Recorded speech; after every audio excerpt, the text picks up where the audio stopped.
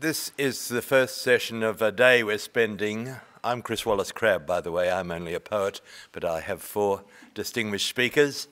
And today we're looking at different aspects of Australian identity. And if I glance down the sessions ahead, I see not only do we have the present session questioning whether identity is myth or tyranny or illusion, whether it grabs us by the scruff of the neck or whether we determine it, its multiplicity and its large picture. All these sessions are moving on from the kinds of things that Tom Keneally raised yesterday evening, if some of you were along at that. We're moving on to different areas, less focused, I believe, on the reception and assimilation and contribution of ethnic minorities, but onto a number of particular issues. Later in the day, we move on, the program moves on to biodiversity and the landscape of imagination, and the session over the next couple of days goes on past identity and humour to other aspects of landscapes today and tomorrow. But for now, we have 4 colleagues, 4 friends, 4 contributors. And the first is a distinguished contributor to Melbourne's culture, Louise Swinn. Louise is the co-founder and editorial director of the very influential Sleepers Publishing, who publish fiction, particularly from emerging writers. And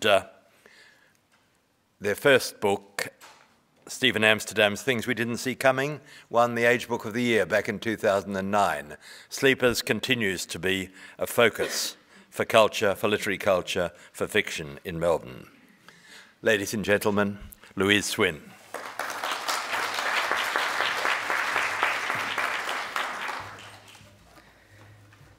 Thanks, Chris. Sometimes it seems as though everything in Australian life, in our intellectual life, is about binaries. Can you all hear me? Yep. If you were searching for Australian national identity in our recent novels, you would think there was some kind of either-or dichotomy that's been forced upon us from up high. It can seem as though everything in Australian intellectual life is about these binaries. Certainly in the world of books of fiction, this is often the case. Let's start with comedy. You'd discover that there are few rewards for writers of serious literature who include comedy in their books. They're discouraged from being written, they struggle to get published, and when they do, they're often ignored. Can you imagine what Kingsley Amis would have said if his publisher had said about Lucky Jim, which was his first and best, arguably, if not his second best, work? It's terrific, Kingsley, and we love it. So meaningful, so many insights about the human race. But can you lose the little jokes? They make us feel a bit uncomfortable, and it's harder to take you seriously. I mean, what? Lucky Jim is one of the funniest books ever written, but is it also serious literature? Yes, it is that too. And it's lucky he didn't try to get it published in Australia. Why do we worry that if a work of art includes humour, people will devalue it? Why do we devalue it? What's craziest about this is that we are a nation of jokers. In many ways, we think of ourselves as a bunch of larrikins. Some of the most insightful recent art that looks right at what it is to be living in Australia right now, I think, is Chris Lilly's comedy, We Can Be Heroes, Summer Heights High, Angry Boys. So why don't we accept comedy into our novels without automatically recategorising those novels downwards? Miles Franklin, an old literary award that rewards the best what it calls published novel or play portraying Australian life in any of its phases, comes under attack, especially recently, for choosing so many traditional books. Male authors, male protagonists, set in the country, often written about the past. Why does a book have to be set in the country for it to feel or be Australian? What percentage of Australians live in the country? It's 15% of us who live in the country. You wouldn't know that if you looked at all of these novels. Where are the stories from the other 85%, and why aren't they getting that kind of recognition? No wonder everyone went kind of crazy when Christos Tsiolkas chose to set his big book just in some inner Melbourne backyard. Even those who didn't like the slap were relieved that here finally was something a bit different. And he has been rewarded with awards, but perhaps more significantly, and I guess I do speak as a publisher, with sales. It's a huge publishing success story. It's a publisher's wet dream. So it was city and it was literary, and perhaps we'll be able to have city and country, why not? And I think about short stories and novels. This is a trickier one because perhaps you think there's no arguable way around it. A short story is not a novel, nor could it ever be. Well, I know you're amongst this town's cleverest people, so you would know who won the Pulitzer Prize for fiction this year. It was a book by Jennifer Egan, and it's called A Visit from the Goon Squad. It's a collection of either short stories or chapters from a novel that also each work independently. To give you an indication of how well they work on their own, many of them had appeared on their own in little magazines like The New Yorker. But what Egan does so exceptionally well in this book, and do read this book, if you get nothing else from me today, I want to encourage you to read this fantastic book, is she reflects our discontinuous, disjointed, modern lifestyle back at us by structuring her book in that way. Each chapter has a different focal character, but they're all meshed together. No string goes untied at the end. Many of the chapters are written in different styles too. It's incredibly clever, but unlike so many clever things, it's also immensely readable. I'm the editorial director of a tiny publishing house in Melbourne, and we're so small that despite Chris's lovely words, you probably haven't heard of us unless you're related to us. And we've published just a few books, and the first book, the first novel that we published, as Chris said, was Things We Didn't See Coming by Stephen Amsterdam, and it went on to win the Age Book of the Year, and it's now being studied in the VCE, so we're chuffed, obviously. I say that by letting you know, though, that other people aside from our families like that book too. But what I was going to tell you about that book, which we published in 2009, is that we marketed it as a novel. But just like Jennifer Egan's book, A Visit from the Goon Squad, and Jennifer Egan obviously is going to be giving me a cut of her sales after today, Stephen's book could also be defined as a book of short stories, because novels are easier to market and therefore they sell more copies, and that is one of the jobs of a publisher, to reach lots of people. We did market it as a novel, and I think it works best as a novel. It's richer for being read as a novel. I believe the book is a novel because although the chapters sometimes have long periods of his life between the chapters that you don't witness, the narrator clearly journeys his way from the beginning of the book through to the end. It holds together as a single narrative, but sure, I'll give it, it's unconventional. Most people were clever enough and big-thinking enough not to take issue with the fact that as far as novels go, it resembled a book of short stories. But the odd review spent a nanosecond, which I thought was too long, questioning its right to be called a novel. As I said, I think it's a novel, which is not the same as not also thinking each of those stories works individually as a successful short story, and therefore, as a collection, it's a work of genius. So he's doubly talented, Stephen. I even published some of those stories earlier in anthologies of short stories. That's how I can see how well they work as short stories. But why can't they be both? Why can't they work as both a book of short stories and also a novel? Why should we minimise his skill and talk down to him? Why waste any energy telling why it isn't a novel? Why can't it be both? In fact, why do we have to devalue books of short stories so much anyway? It's super risky publishing because people don't buy short stories so much. So we as readers need to work out why we're not buying them. Sometimes short stories can disappoint. That's kind of the thing you hear the most often. But that's ridiculous because so can novels. One of the things about publishing and books right now that you may have heard a bit about lately is that we're all dying off. It's the death of books again. You've probably seen the headlines. It's all because of the big bad internet, which is stealing people's brains. No one's buying books anymore, we're told, and sure, it's a bit of a problem, but no one's buying anything much right now because we're all a bit poor because of the financial crisis. And really, books are about where they've always been, I think, both peripheral, sidelined, and somehow smack bang in the middle of our culture, depending on which newspaper you read or which side of bed you get out on. When I say books, I mean the stuff that's inside them, the juice of them, not the paper. Before papyrus, after all, there was just stone tablets, but stories were being told.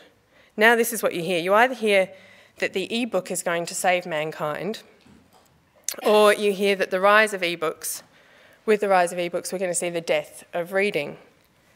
Why so either or? Why can't it be the case that people will read e-books and that people will read paper books, and that in many instances the two will coexist in the very same house, possibly around the very same person? In fact, this is already happening today. E-books are certainly not at the moment for everyone, but for some people they're terrific because they are often cheaper. They can be downloaded and thus reading can begin any time of night or day without having to go anywhere. Having an e-reader means that you don't have to lug around multiple books, which of course is fantastic for anyone who's studying.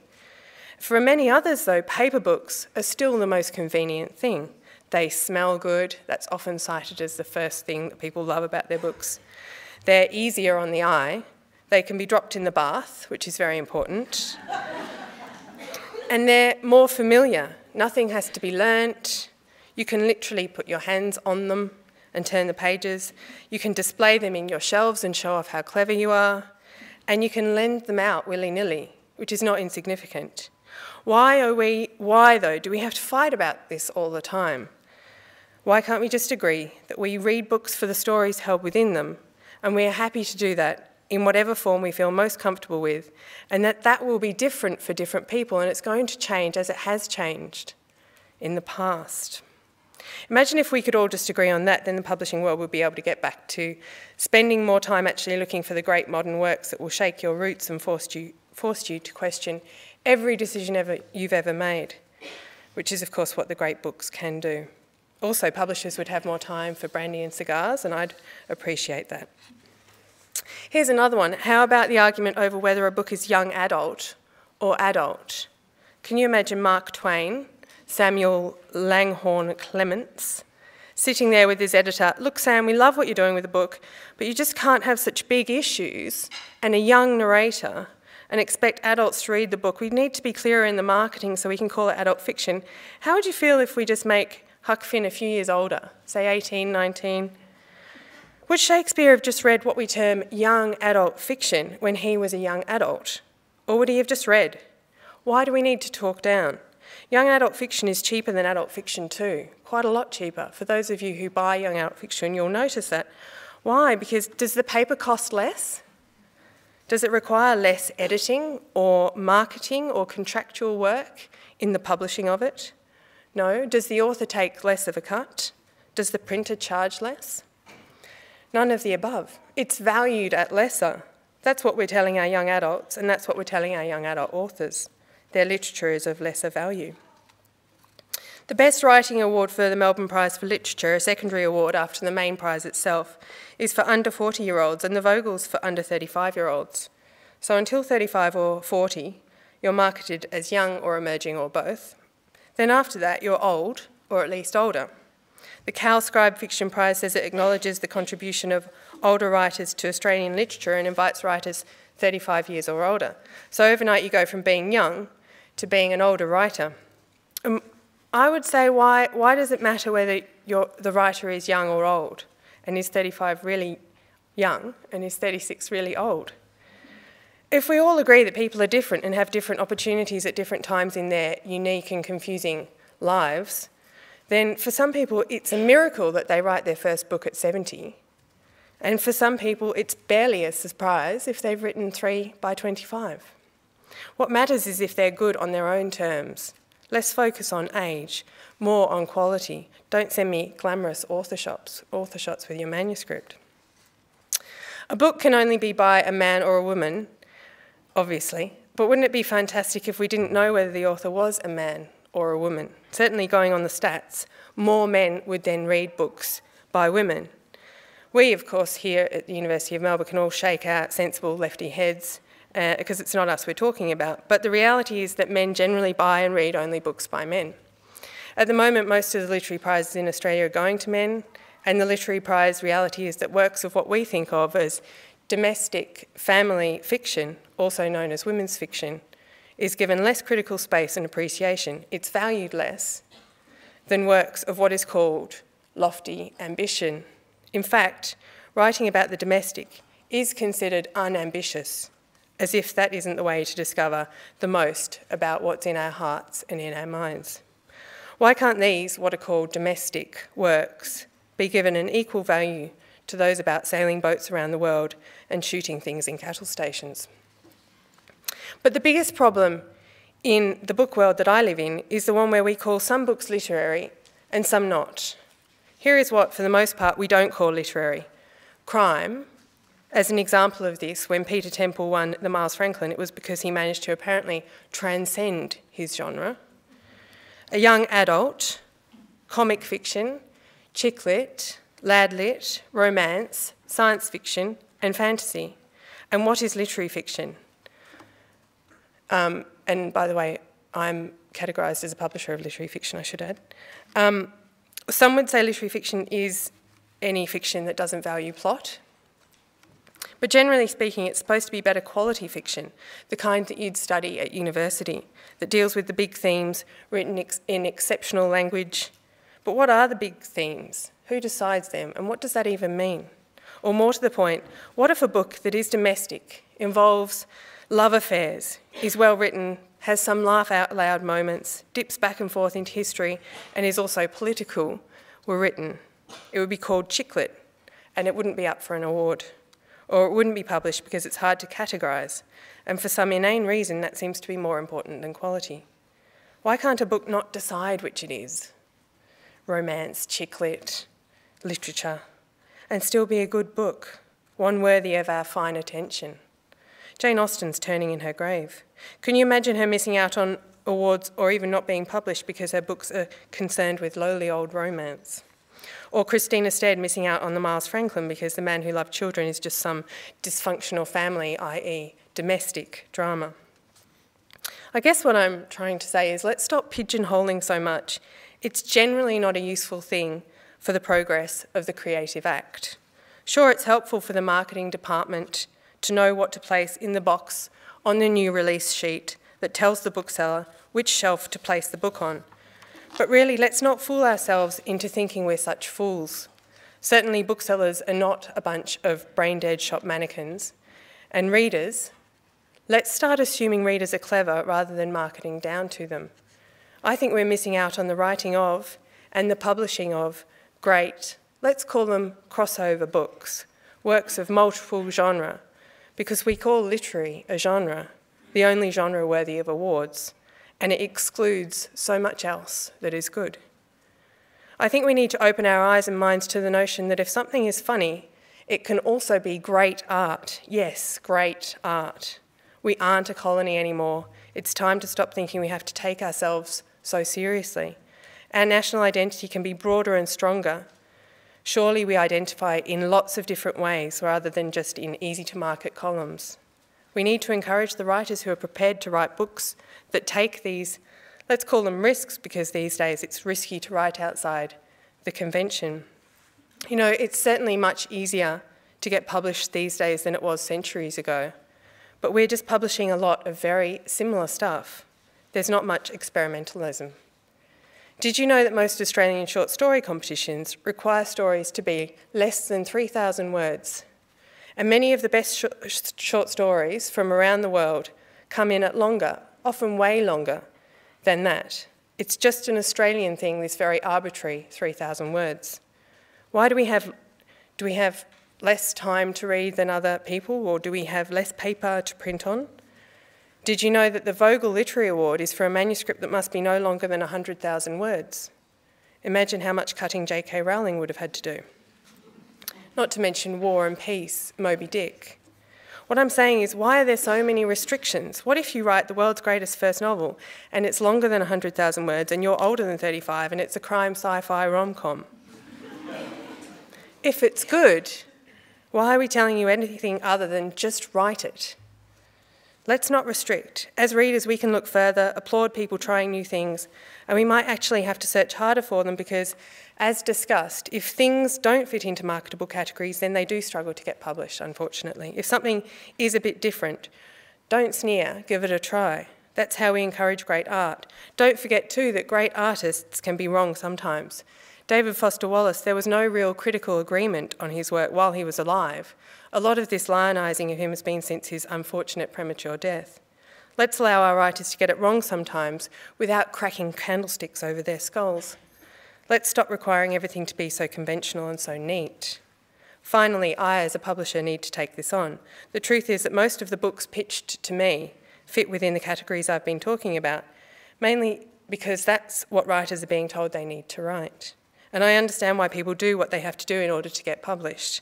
But as a publisher, I have to look harder and make sure that people know I'm keen to read different things. I have to stand by my word and publish things that are a bit out there, and you have to let me fail sometimes and come back for more. Please, I'd like to ask that of you. Let's broaden and enrich our national identity, because this is the challenge I'm setting myself, to live and to publish beyond those boundaries. Thanks very much.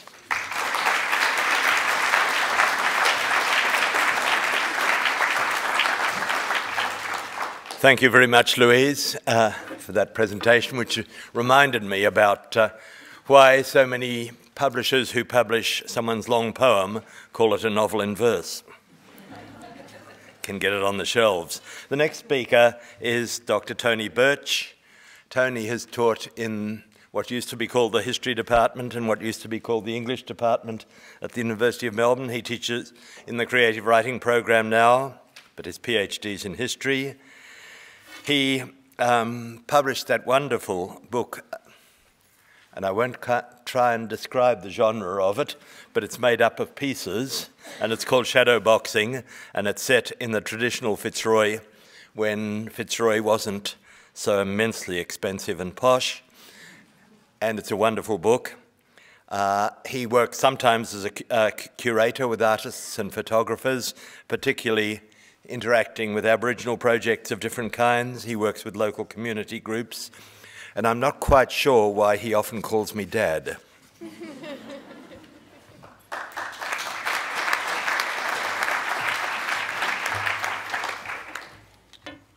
Thank you very much, Chris. I just want to thank Patrick McCackey in particular for inviting me to present this week. And to Chris Wallace-Crabb, I call him Dad because he was adopted into an Aboriginal family at the age of 70. Okay. Can you put the slide up? Which one? There's the image, the barrack image. Click the next slide. Oh, sorry. Yeah. Thank you. It's just that. That's the only one image. Thank you very much. Okay. In 2009, the Herald Sun columnist Andrew Bolt wrote an opinion piece inviting readers to meet the white face of a new black race, the political Aborigine. Bolt went on to name and, it seems, attempt to shame a number of urban-based Aboriginal people who he claimed constitute a whole new fashion in academia, the arts, professional activism, to identify as Aboriginal.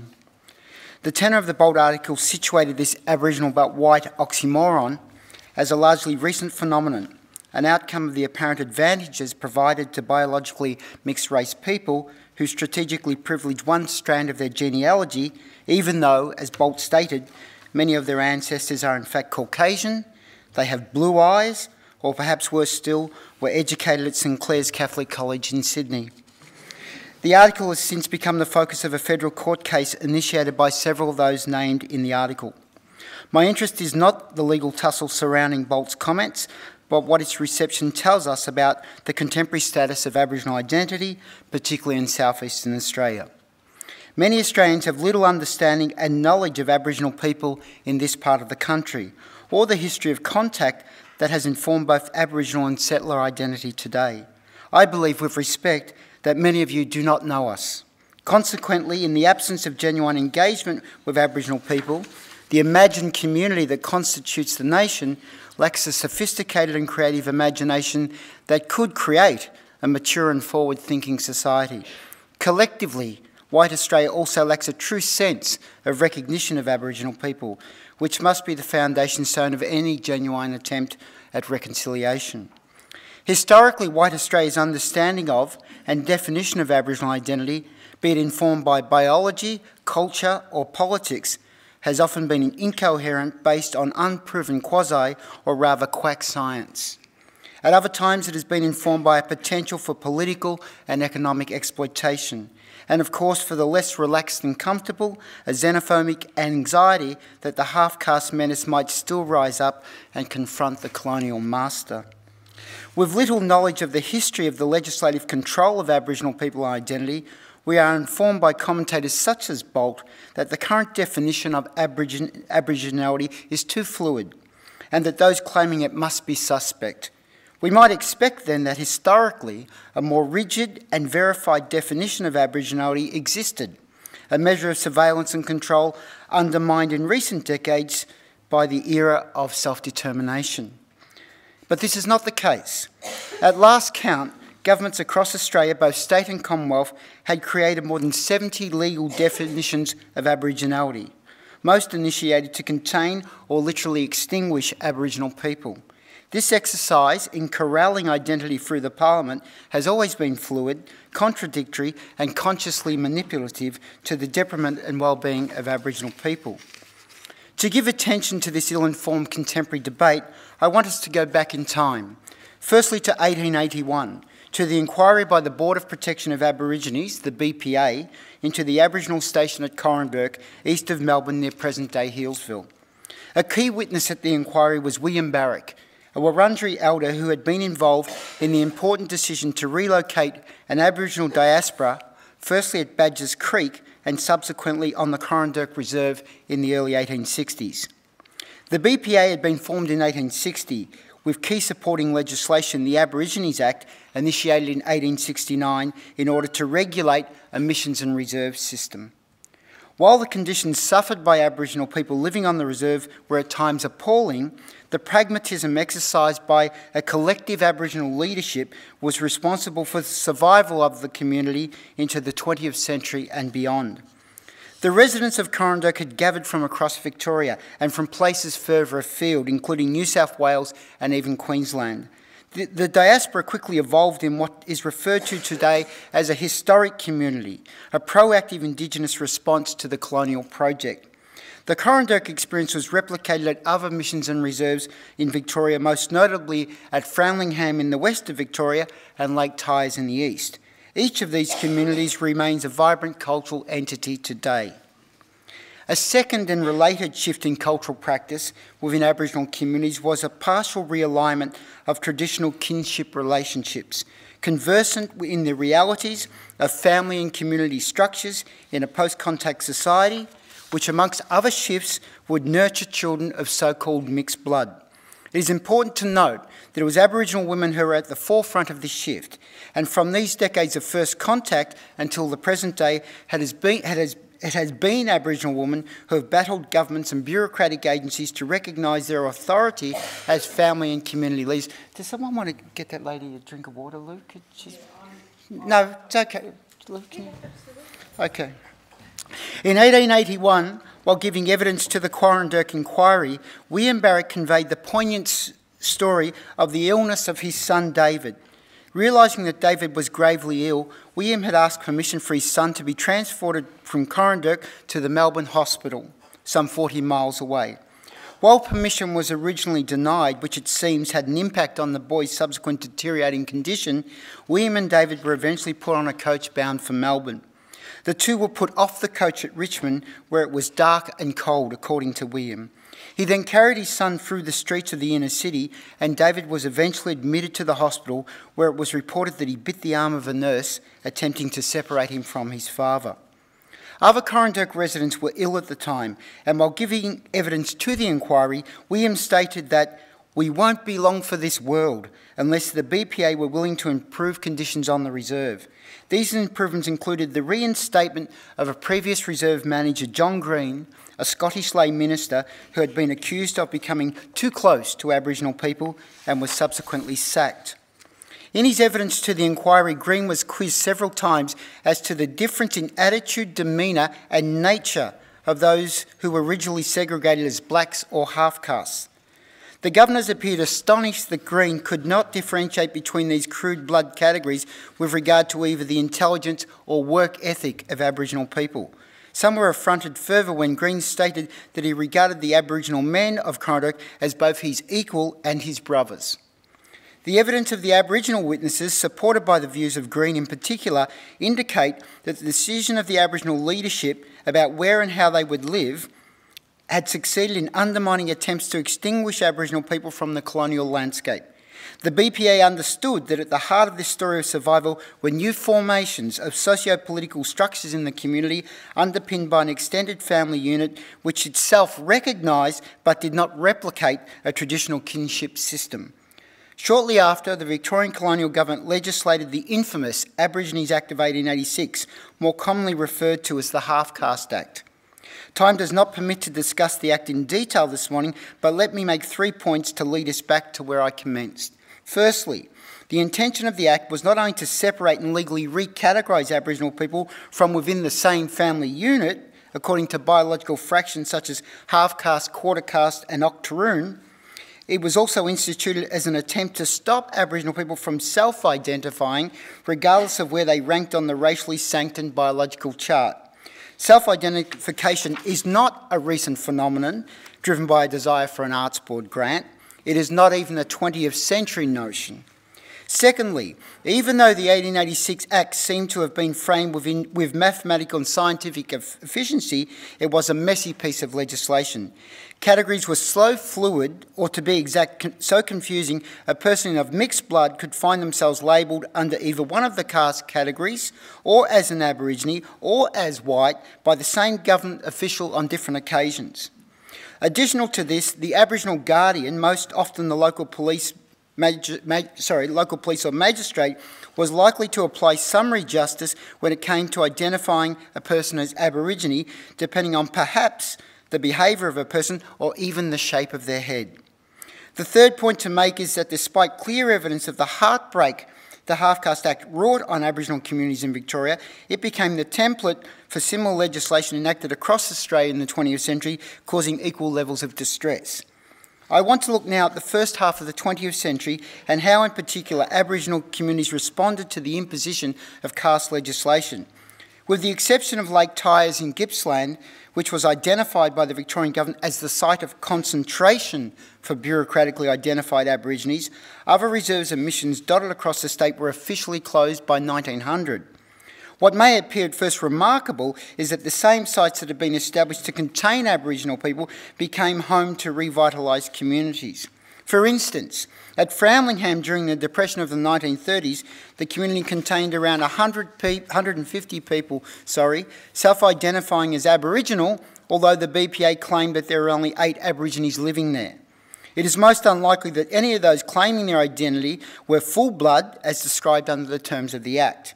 In 1933, several residents of Framlingham petitioned the state government demanding that their status as Aboriginal people be recognised and that the government fulfil its original promise that the reserve land be transferred to them. Investigating the protest, a news reporter visited Framlingham a short time later. His subsequent description of the community reflects a level of confusion in white society when identity becomes reliant on the surveillance of physical characteristics. He wrote, "While some of those at the reserve appear little different from the full-blooded blacks, others closely resemble pure whites. One woman's clear white skin is betrayed only by the shape of her face and her flattened nose. Most of the children have the colour and features of Aborigines, but a few resemble dark-skinned white children. In one family, the boys are dark-skinned with the features and curly hair of Aborigines, while the only girl is light-skinned with features of white children with fair wavy hair. The peroxided petitioners, as the Framlingham community were ridiculed in the Parliament, were reminded that they were as white as the member for Footscray, the Labor MLA Mr Prendergast, who was a supporter of the Aboriginal community. An unnamed government spokesperson also expressed a perennial anxiety of colonial society when he stated that if the demands of the wider Framlingham community for self-identity were given due recognition, we should soon have not only quadroons and octoroons, but other people on our hands claiming to be Aboriginal. And where would it stop, he asked.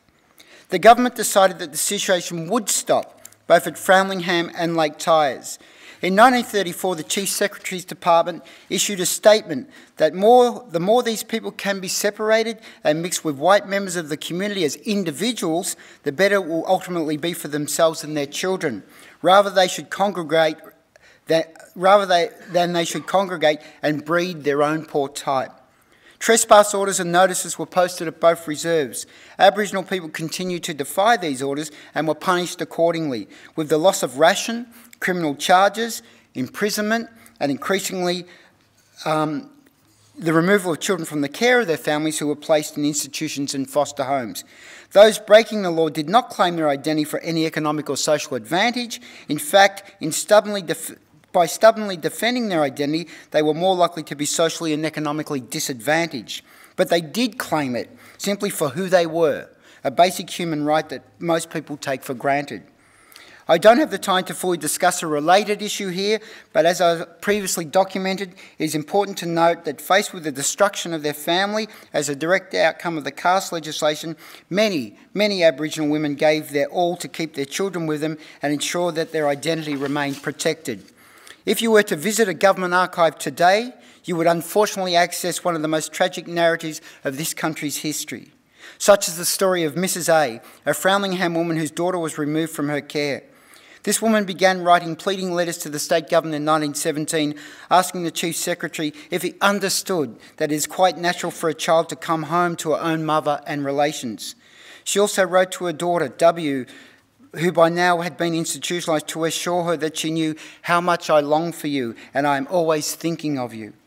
Mrs A's persistence led to a warning by the Chief Secretary, who wrote to her explaining that as long as you enjoy the receipt of government support, you should not attempt to have your daughter back. The moment you do so, rations and all other support, as well as living on the reserve, will cease. Mrs A never saw her daughter again. Several years later, she wrote the following words to a member of the BPA on behalf of herself and her sister. The weather is cold and my house is very damp. I need warm blankets and my little kitchen is always wet and miserable. Al, her sister, is crippled for nearly 6 years now and she is very thin. With my kindest love and best wishes, please excuse me for writing. In the immediate post-war era, many Aboriginal people left the reserves, walking off in order to escape the confines of the Act and keep their families together. Communities were established at places such as Jackson's Track near Jindavick in Gippsland, Barupni near Shepparton, and at various points along both sides of the Murray River. And here in inner city Fitzroy. Some of those people had dark skin, others were fair, some had curly hair, some had straight, and it is rumoured that some even had blue eyes. The identity of Aboriginal people today was formed out of a determined strategy to be. In 1993, the eminent scholar Professor Geoffrey Blaney wrote that the future for Aborigines is as Australians, not Aborigines. Surely to be both an Australian and Aboriginal is not incompatible for those who desire it. Aboriginal people have known this for a long time. In World War I, relatives of Mrs A, Aboriginal men who volunteered for the AIF and who died in the fields of France under a flag that was not theirs, did so at the same time that Mrs A's daughter had been taken from her. Identity is an issue affecting each of us. Its impact and meaning can be banal for some, for others it is deeply emotional. It has significance for the nation in a nominally post-colonial environment. With regard to Aboriginal identity, Chris Hilly has written that it haunts both those who are prepared to disinter unpalatable memories and those enamoured with amnesia, repression and denial. What the past should have taught us by now, both those who hope for change and those who prefer the shrillness of populist headlines, is that Aboriginal people have repeatedly escaped the conceptual prison of an imposed fragmented identity. To quote Ian Anderson's seminal Black Bit, White Bit essay, As I am Aborigine, I inhabit an Aboriginal body, and not a combination of features which may or may not cancel each other out. Let me conclude where I began. After William Barrick left his son David at the Melbourne hospital, he never saw the boy again. He died soon after being admitted and was buried in a pauper's grave, despite the fact that there was a cemetery attached to the Corranderk Reserve. When questioned about the means of his burial at the 1881 inquiry, a nurse from the hospital stated that, as it was the case for all Aboriginal people admitted to the hospital that subsequently died, David was buried the same way as any person who has no friends. This absence of friendship was untrue. It was so in the late 19th century when Aboriginal people from different countries befriended each other, and remarkable individuals such as John Green recognised their humanity. And it is so today. In the Andrew Bolt article, he also questioned the fair-faced Dr. Mark Rose, Director of Melbourne University's Centre for Indigenous Education. For those who do not know his story, Professor Mark Rose is the son of Jeff Rose. As a young boy, welfare officers plucked Jeff from a stream at Framlingham where he was playing with a toy boat and removed him from his family. In later years, Jeff Rose suffered terribly as a result of a policy that attempted to obliterate Aboriginal identity by separating children from their families. It failed, in part because of an unassailable bond, the ongoing friendship between those affected by this history. This is not a story of victims. That people such as Mark Rose continue to be Aboriginal is a testament to a story of courage. Thank you.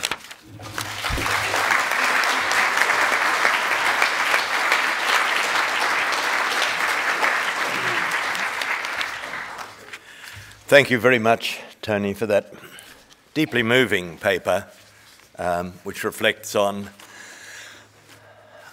unearned assumptions that many of us have grown up with and had to fight and learn more about and learn to see through. Our next speaker is the distinguished architect and architectural theorist, Shane Murray, who's also the foundation professor of architecture at Monash University and has been since 2007 and has built a department there within the School of, what's the full name of it? It's the Faculty of Art, Design and Architecture. Thank you, Shane. Art, Design and Architecture. Shane.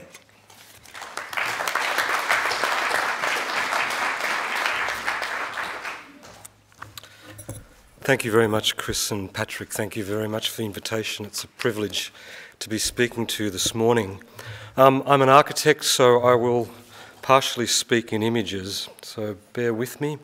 I'll just make sure they do work.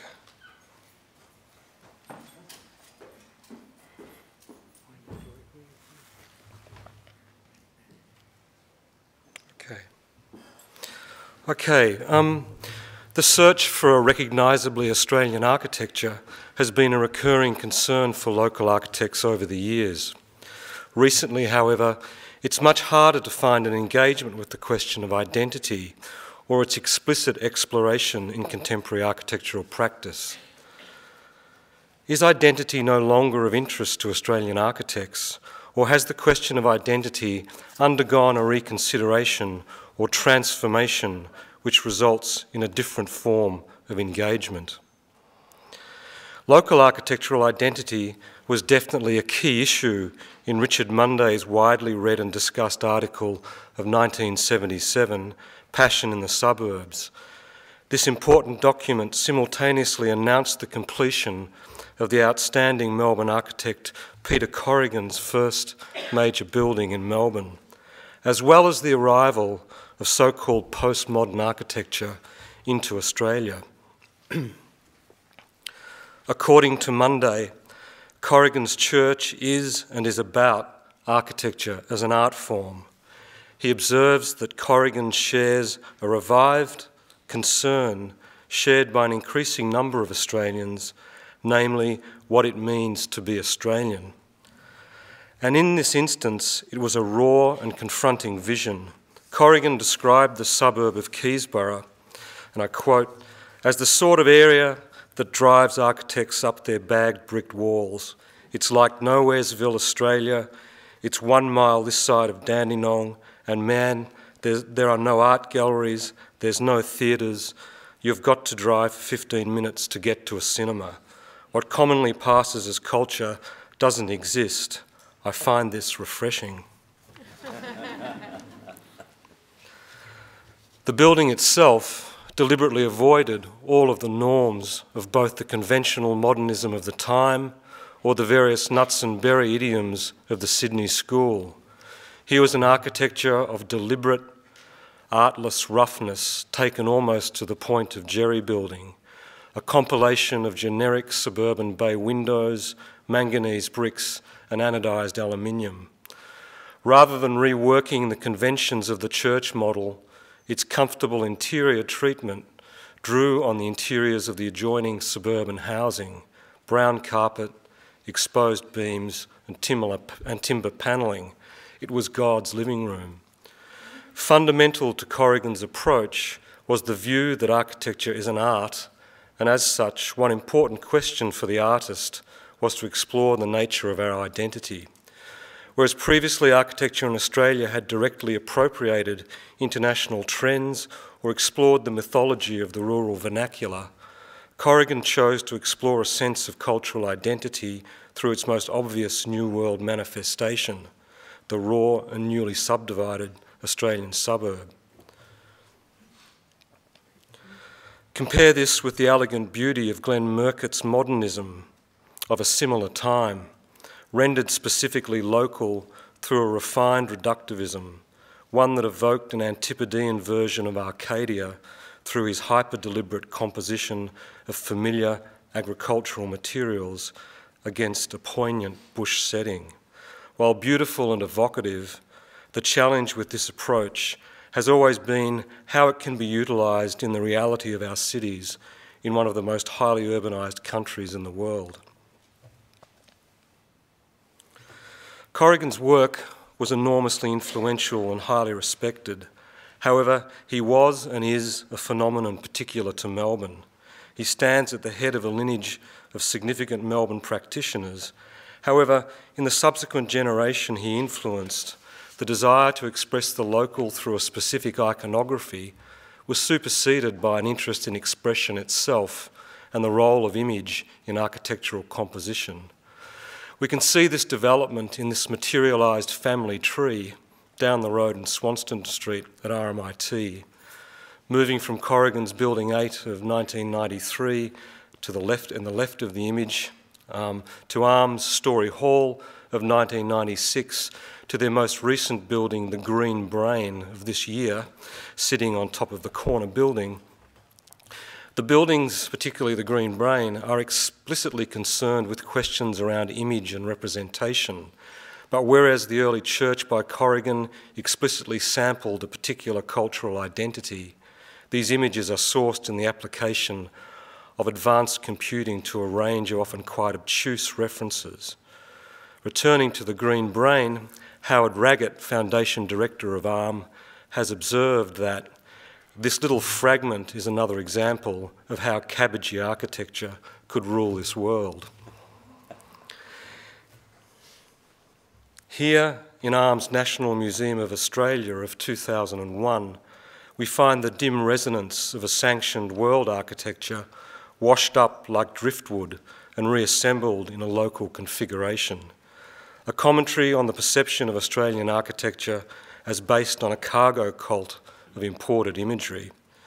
The building was notorious at the time for its sampling of Daniel Liebeskind's Jewish Museum in Berlin, and also for the appropriation of Le Corbusier's Villa Savoie of 1930, a white modernist building which was rendered in black and deployed as the offices for IATSIS, out of image at the moment. While the early projects by Corrigan are deliberately explicit in referencing the raw, lowbrow motifs of suburbia, the work of Ashton Raggett McDougall and other local practices developed a highly sophisticated engagement with questions of architectural imaging and representation. What is striking is that both directions are specific and local. They are about a local identity. The first because of the material it chooses to represent, and the latter because of its obsession with questions of architectural image, making and representation. An obsession that is and was unique to Australia and probably Melbourne. It produced very identifiable local architectural idioms, and a very identifiable local architectural idiom, and one that was about deportment and approach rather than a selection of an appropriate iconography. Surprisingly, it's almost impossible to find these issues being taken up by a younger generation of Australian architects today. Internationally, we can also find a change in the way a younger generation of architects approach their buildings. The Japanese firm Atelier Bow Wow, probably one of the most influential architectural practices in the world, particularly with regard to students at least, reacted against what they viewed as the figurative excesses of an earlier generation. Their project work is founded on a research process that aims to ascertain the various elements, the history and forms of sites, the gap spaces between buildings and surrounding environments, and very importantly, the customary and cultural behaviour of people and how organically they are bound together by the way of specific architectural elements. As a consequence, they emphasise the interaction of people in their buildings, their negotiation of the juxtaposition inherent in building dispositions, and the general inventiveness of the user-built form interaction. That is the building's role as social container and catalyst for social enrichment, combined with architectural intensity.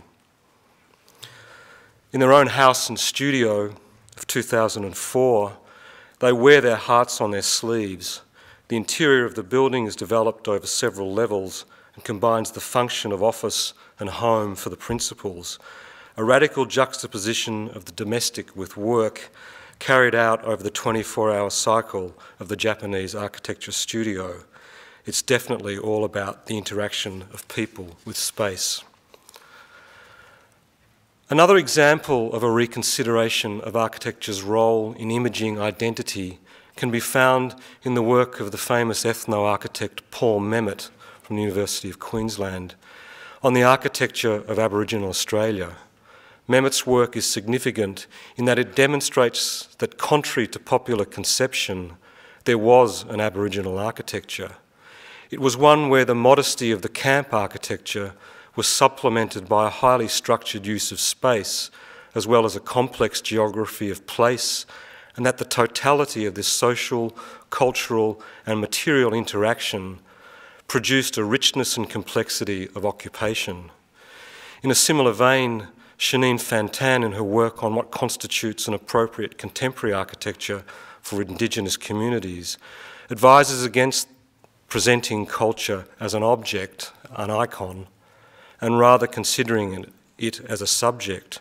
This translates to an architecture that is open to the maximum range of possibilities in its occupation, a cultural identity as the maximum freedom in cultural practice. Locally, a growing concern with the nature of our cities and how we can transform our communities to a sustainable future is increasingly evident.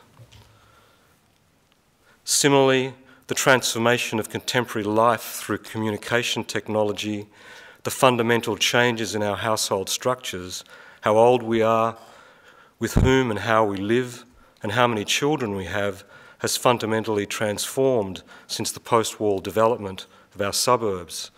The fastest growing household type in Australia is for a single woman over 50 years of age, and the ageing of our population will have profound consequences on our inhabitation. Architects are re-engaging with these more extended issues in their work and seeking a contributory role for an architecture in their solution. Here, a project from the Monash Architecture Studio that looks at retrofitting suburbia for a more socially, creatively and environmentally sustainable future. However, the great dilemma in this pursuit is where do the enduring questions of architecture's aesthetic deportment go to when it engages entirely in social service? In this small example, the local firm of NMBW goes some way to achieving both. The shrinking town of Japarit in the Wimmera is typical of many small regional towns in Australia. With very limited and fragile economy, it struggles to survive. The project here begins with a very detailed research program into both the physical and social conditions in this town with a population of only 300 people. This research seeks to interrogate the way that the local community really uses and interacts with its landscape, its buildings, and its interstitial spaces that are characteristic of this unique place. The design strategy not only relies on material solutions, but by working with the community, convinces the community to reconsider their own approach to their own town.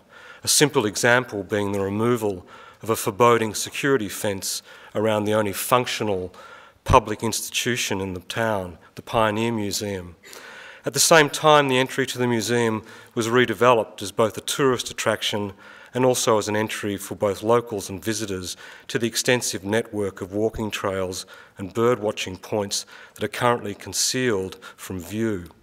Along this network, a series of simple interventions and public furniture are deployed, resulting in a cohesive ensemble that connects and locates the user. These simple, elegant design structures draw on technologies and materials readily available in the town, silo and fence building techniques, as well as the manner in which the community engages with its existing public space. This is a form of identity that is not founded on iconography, but a real attempt to forge a sustainable and appropriate relationship between a very particular community and a very particular set of natural and built conditions. Is this a more appropriate engagement with identity? My last image has disappeared.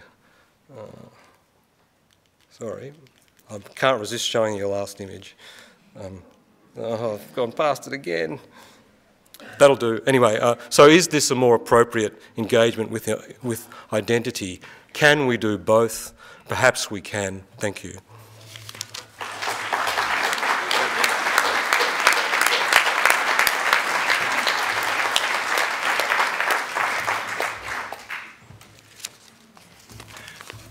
Thank you very much, Shane.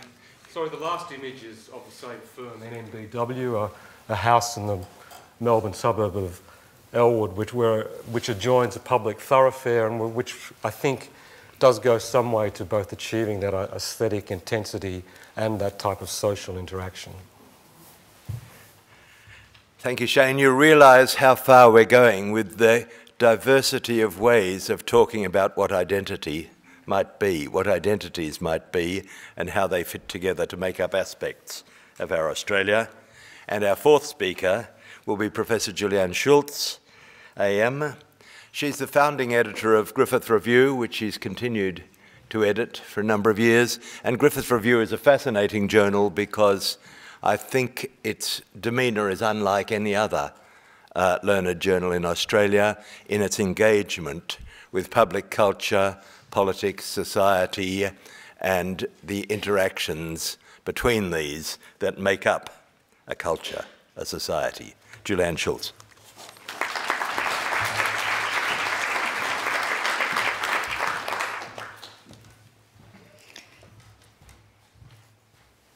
No. Excuse me while... Oh, we've got that. Okay, thanks. Okay, good. Thank you. Thank you very much. Thank you, Chris. It's a great privilege and pleasure to be here. Australian identity is something that we're all a bit shy of talking about these days, so this is a great opportunity. I'd particularly like to thank you, Patrick, for making the space for this conversation to occur. I'm taking a rather more of a helicopter view, which sort of picks up a bit on what Tom Keneally was talking about last night, but I think twists it in a slightly different way, and hopefully brings together some of the themes that my fellow panellists have addressed this morning. I'd like to start by saying that the world is a profoundly different place to the place it was when ideas of Australian identity really took root and grew. I don't think we've really begun to understand just how different it is and what this mobile, globally connected, always-on, decolonised, climate-challenged, rich but unequal world might really mean. Like it or not, we're entering a profoundly different world in which we need to recalibrate and articulate what being Australian actually means in the 21st century. The world of the early arbiters of identity, Lawson, Patterson, the founding fathers of Federation, the soldiers at Gallipoli, was completely different to today. It was a world of empires, of agricultural societies, in which Australia felt small, remote, pleased with its egalitarianism, but a long way from any centre of power. These have proved to be enduring images and the wellspring of identity, but they've really reached their use-by date and need now to be supplemented by layers of other identity from both the past and the present. The values that they suggest, positive, ingenious, practical, applied, innovative, laconic, tolerant, disrespectful, are still valued. But in every way, Australia is a very different place, not least because the world is different. If this is a mature society, that means that our sense of identity must also morph. Otherwise, we risk being perpetual adolescents, trapped in the tyranny of a myth. The problem is, though, that we've not yet really begun to describe what this new Australia is going to be in this very different world. While the new Australia is getting on with it, however, as Louise has spoken and the other speakers have showed, we haven't yet worked out how to describe it or what it means, or let alone how to explain it to others, whether they're new arrivals or people beyond our shores, maybe even to ourselves. Maybe it's a product of being 50-ish, but I can look back and see chunks of time defined by certain ideas and ways of seeing. Some of them are domestic, but it's easier now to see the global connections than it is when you're in the middle of it, and the ideas shaped by changing intellectual, security and economic considerations, both here and abroad. I can trace in my own life the transition points, the points at which public policy intersected with my lived reality. And never before, I think, have I seen such a gap as there exists in the sort of public discourse these days. Tom Keneally talked last night about the impact of the war in 1942 in shaping his worldview. At that time, when Australia was feeling the chill winds of Japanese territorial ambitions, Vance Palmer wrote an impassioned essay in a small Brisbane journal before it moved to Melbourne and became the national icon, Meanjin.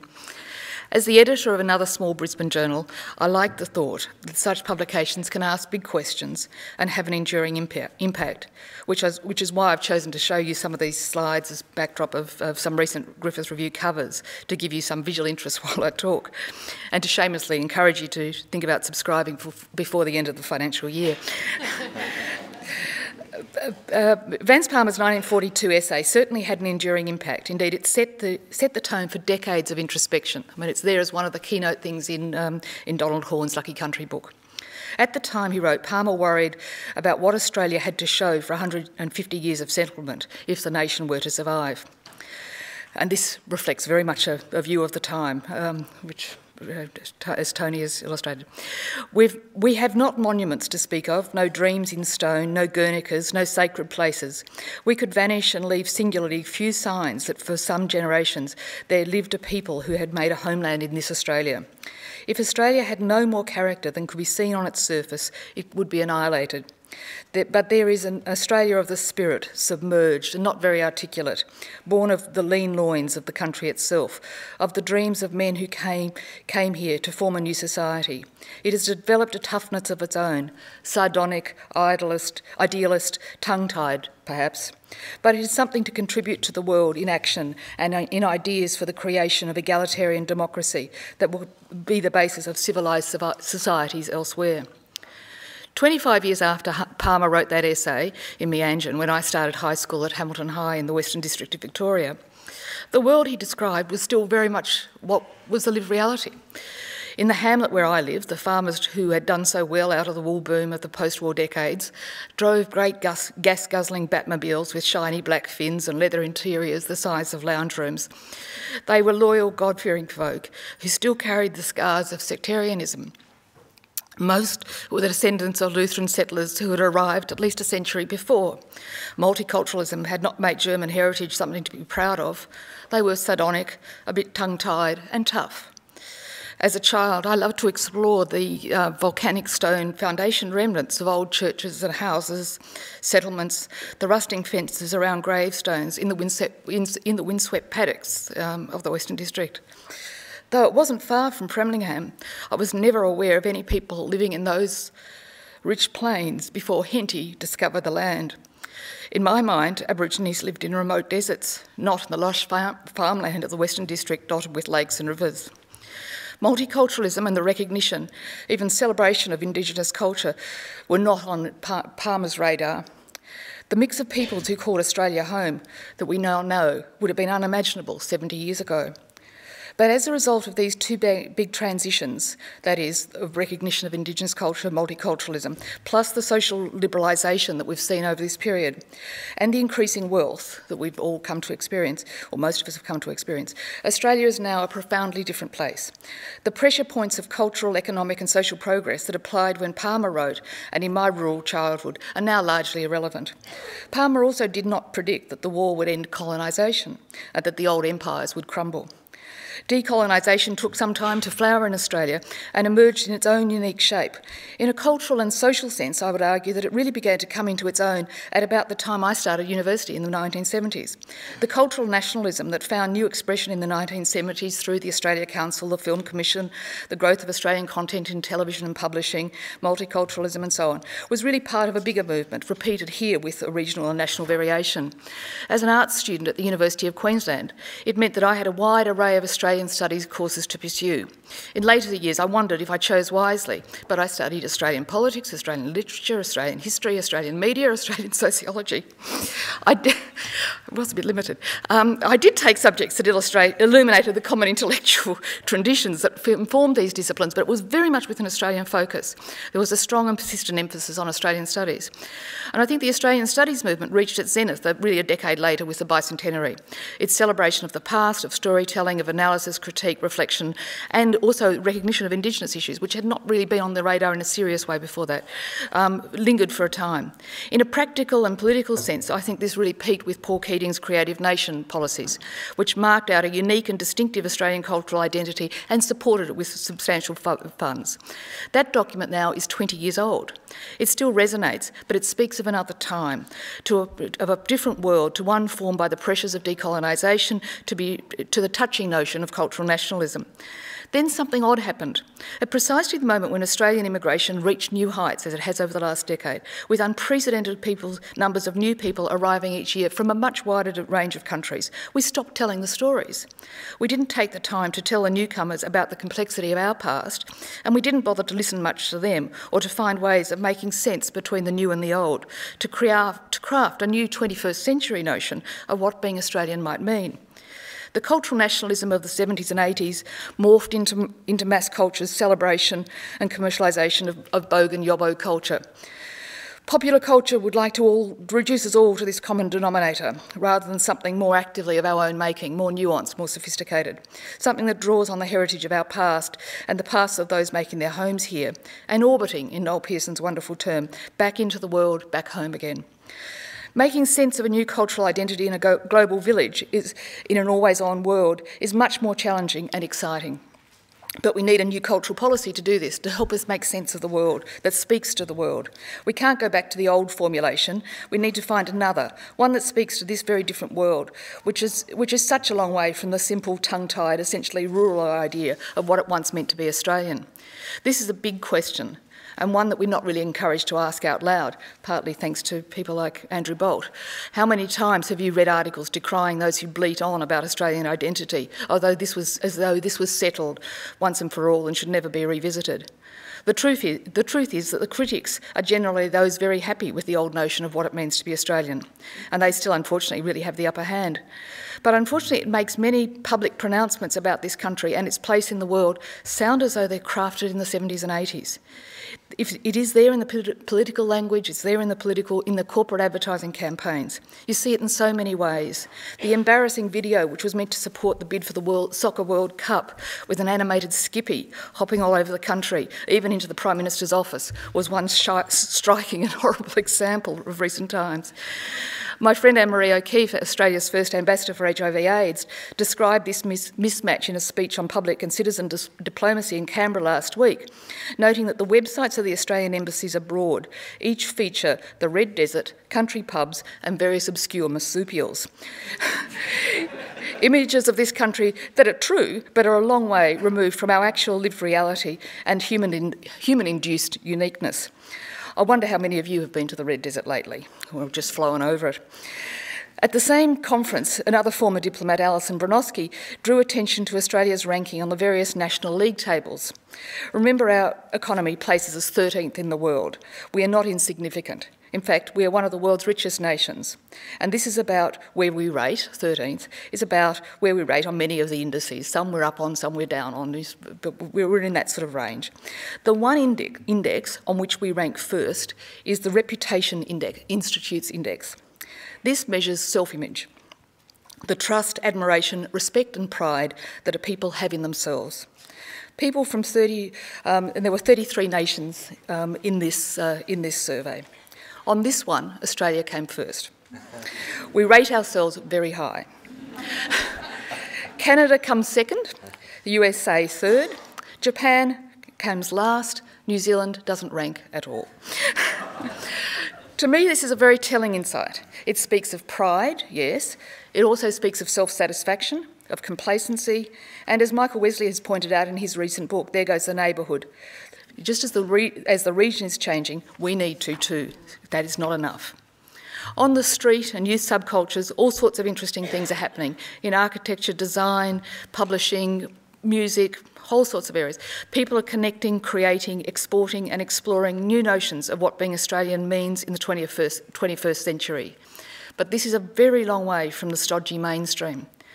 Qantas tells us, when you get on any flight, that a second-rate American movie star is its chief pilot, and he would like to be flying the plane today, but unfortunately other things have kept him away, and it will be okay without him at the helm, and recycles a 1980s sitcom to advertise its new service to Dallas. Young people turning 21 this year were born the year the Berlin Wall came down, the year the Cold War ended, the year Tiananmen Square erupted. Their view of the world is profoundly different to those of us who were shaped one way or another by the Second World War. Instead, they have lived and grown up at a time of the largest and most diverse immigration this country has ever known. The unprecedented wealth of an extraordinary resources boom that keeps on going. Under the shadow of a decade-long war on terror, which, while it may have killed 27 Australian soldiers, it has killed thousands, hundreds of thousands elsewhere in the world. All the while, these young people are connected to each other and to the rest of the world in ways that not so long ago were unimaginable. They may not even have been a blink in their parents' eyes when the Dallas TV show, which is the feature of the current Qantas ad, won the ratings. No wonder those ads are such a joke and people wonder what they're about. They say a lot about cultural subservience, the cost of our language being English, and maybe that says more than we would like about ourselves. To return to Vance Palmer, and assuming that nation-states endure, which may itself be a question, but not one we want to go into today, he believed in 1942 that Australia would survive and emerge spiritually sounder, as he wrote, adults in a wider world than the one we had lived in hitherto. Now the world is again on the cusp of similarly profound change. If we are bold, Australian identity could be a prototype of a new global citizen, as one of the people I was sitting with in the audience last night said. Or we could retreat as hermetically sealed adolescents, fearful of being pricked by the outside world. I hope that we emerge as adults, but I suspect that if that's to happen, we need to leave space for these new generations to lead and to share with them the stories of how we've got to where we are now. Thank you.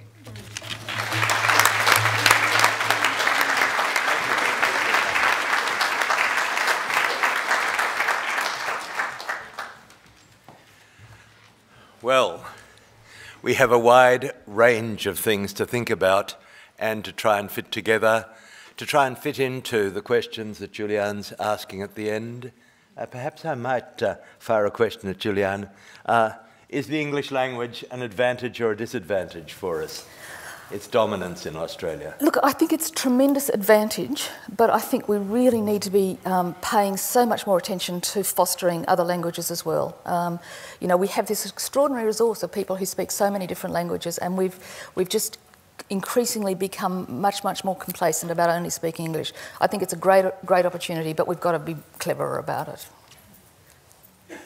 Other views on this? What about the matter, Shane, of the next steps for architecture, as you see them as possible and desirable?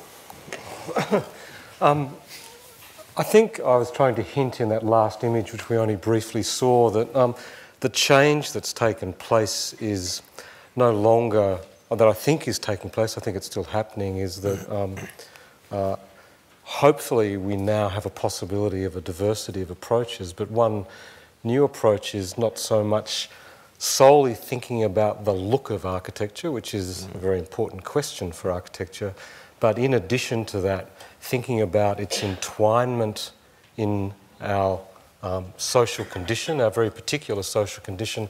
The point I was trying to make about the Japanese example is that the work of that practice, because of its exploration of the interaction of the social and the physical, while not explicitly using iconography, is essentially Japanese because of that exploration. And I suppose that's what I'm seeing in some younger recent work here, where because of a sort of insightful exploration of the way that people observe in a mature way our interaction with our space and our community, and then using that as a device to create an architecture, I think a type of identity will naturally fall out. So rather than the identity of the Akubra hat or the flat-heeled RMs, it's a type of identity that you feel when you go to a particularly poignant part of the world, be it Tokyo or a particular street in Paris or a lane in Seoul.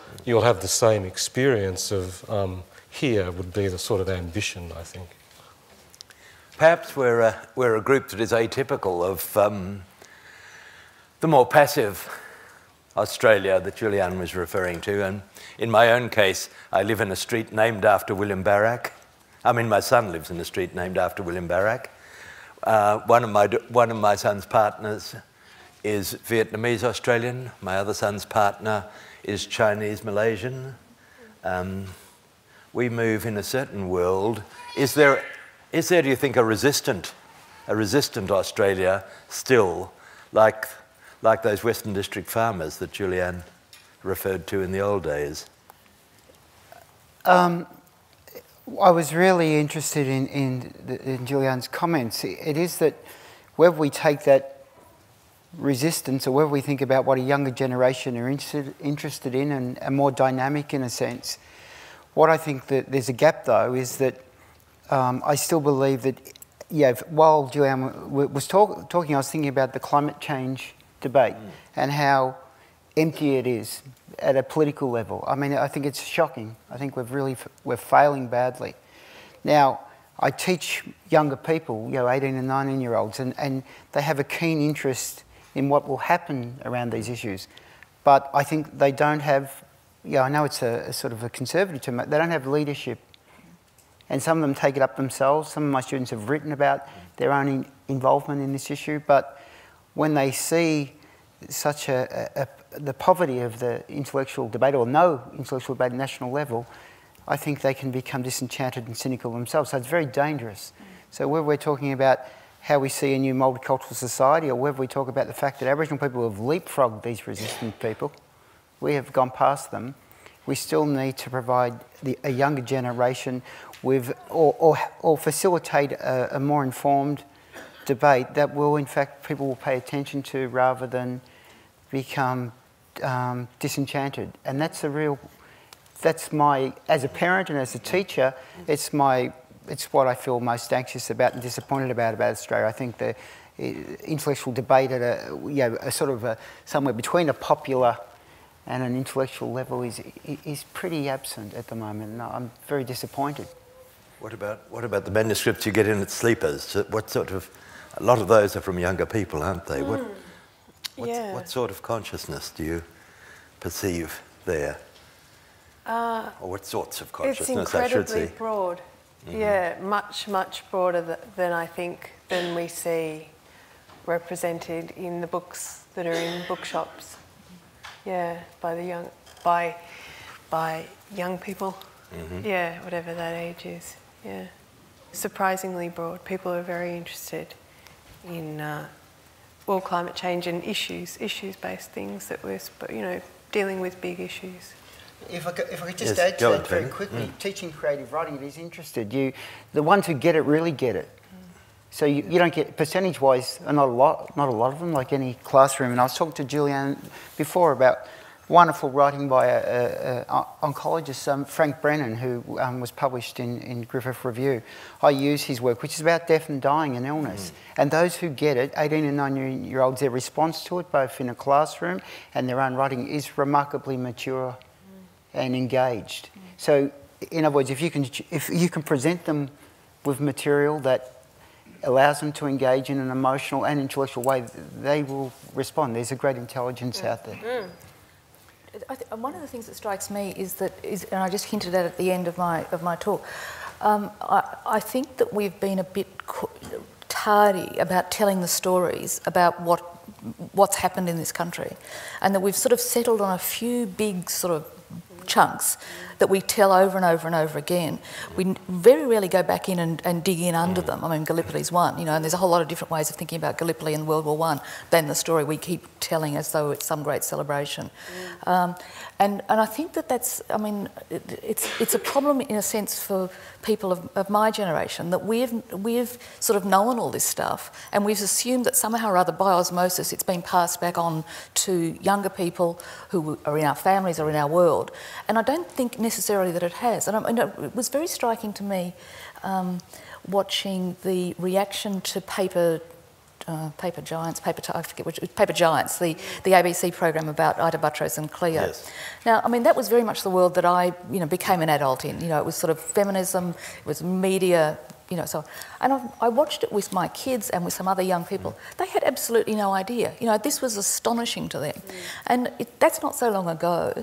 And yet it sort of informed a whole generation of women, or two generations of women, in what they've gone on to do.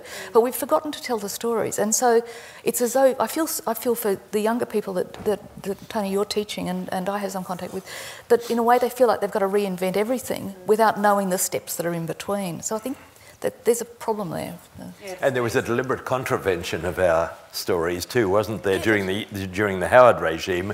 We must bring Gallipoli forward. We must put Gallipoli in the forefront of the public consciousness. I think that 10 years is the pivotal bit for the black hole. Sometimes it can be even the most recent history that's not being taught.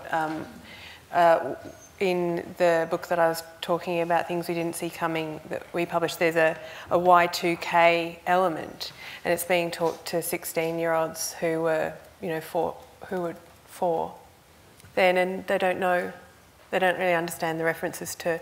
If those of us who were adults then remember all the stuff about, we all have friends or ourselves got all the water and went to the country and thought that all our computers were going to explode. Yeah, it wasn't that long ago, and we just assumed, but lots of kids don't even know that was such a big deal. Can I just make a comment on that, which is sort of a personal one, but yes. It really struck me the other night. I was talking with my son, who's 19, and his girlfriend are planning a trip to Eastern Europe. They're going in a couple of weeks, they're going next week, and they're going to Poland and Germany and Vienna and Budapest and places. And we were talking about it over dinner with a friend of ours who was here from London, and who, when the Berlin Wall started to, realise that was happening, she got on a plane from London and spent what she described as the most extraordinary week of her life, being in Berlin, as the wall crumbled, people moved from east to west, it was all, that's most of us, can remember this as a sort of enormously important moment.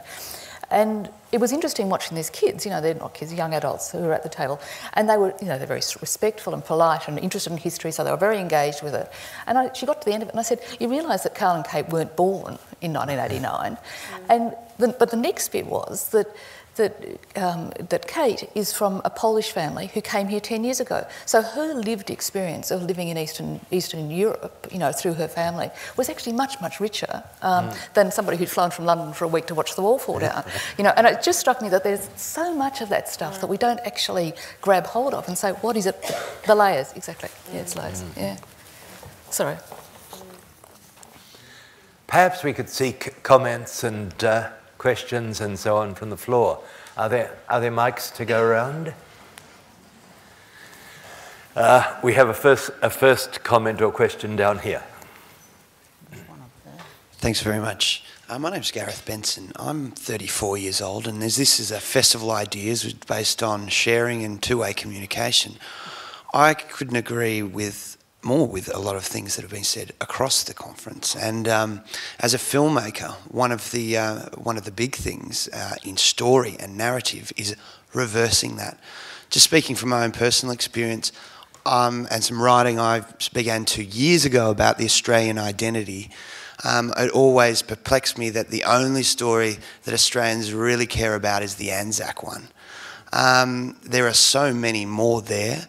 And whether that is attached to place or whether that's attached to regional communities, they all need to be explored. But the great thing and the solution that I'm putting forward is that multi-platform technology that this festival is actually utilising is the best way to actually do that. Just this week, I've actually launched a project 2 years in development called True Blue TV, which is about exploring the Australian identity. And I certainly will be using this Festival of Ideas to talk to many people, not only academics but also others, because this is something that I've seen, having worked at SBS Television and in appreciating the diversity of Australia, being a great launching pad to reverse that narrative and to actually share some true blue Australian stories that have just been ignored. Thank you very much. Yes, there's one up there, and then you, Chris. Thank you. Tony Ward. I've written a bit on sport and national identity. I think one of the things that's come out for me today has been the diversity of identities. But one thing I'd like the panellists comment on, and I think it came through particularly in Tony Birch's presentation, is how often there is a contest going on between different views of identity. And I think we're seeing this right around the world at the moment. If you see in a lot of recent European elections, there's a rise of nativist parties saying, well, we have a particular image of what our country is, or often was. We're seeing it in the States. We're seeing it in the writings of a number of people like Andrew Bolt that Tony referred to. There's this a fairly closed image of what the country was and to many minds should be. And I think there's a contest going on between that sort of appeal to identity and the much more diverse, open-minded identity that's been talked about by many of the panellists. And I'd just be interested in the panellists' views on, in this contest that's going on. I take from what most of you said, that you're open to the more diverse approach. How does that get argued over what is often a very, very strong appeal to a fairly conservative view which just highlights one or two images? Gallipoli's been mentioned as a strong one. I think it highlights the contradictions, I think, because I think you're right, or the examples you gave are both correct, is that there is a very determined rhetoric around what is a homogenous, what some would see as a very outdated notion of Australian identity, but which is also supported by a whole sector of the Australian community. So I sort of debated about when I would refer or use as a springboard the Andrew Bolt article, but I don't see it as isolated. Not only is it published in the most popular daily newspaper in Australia, I think it is a view that does hold a particular sway. Now, if you contrast that with some of my interactions, and Chris mentioned when we began of my work with particularly with artists, I myself am very interested in collaboration, and one of the things that I did as an outcome of what I saw as the very, again, sort of poverty-stricken history wars debate, which I was involved in for a short time, was that I would rather work with younger people who were energetic, who had new, exciting, refreshing opinions and express it through their work. And since, say, the last 5 years, I've done a lot of work with a range of people. Tom Nicholson, who'll be talking here tomorrow in particular, we've worked together many times, and I just find that very exciting. I find it very energising, and again, it's going forward. So I think that there is, whether it be at a grassroots level, sometimes at a local level, certainly with some of the technologies that are being talked about here, there is a marvellous array and creative engagement with what might constitute a multiplicity of identities. What again for me is a disappointment at what we might call a national level or at the sort of high-end political level. It is regressive, it is narrow, it lacks creativity, it is very defensive, and sometimes even borders on sort of paranoia. And I think that if we don't go beyond that, we're still banging our head up against this sort of debate. A couple of examples: when I heard Julia Gillard speak in Washington with Barack Obama, her definition of what constituted an Australian identity was as vacuous as you could imagine. There was nothing in it that held any traction for me.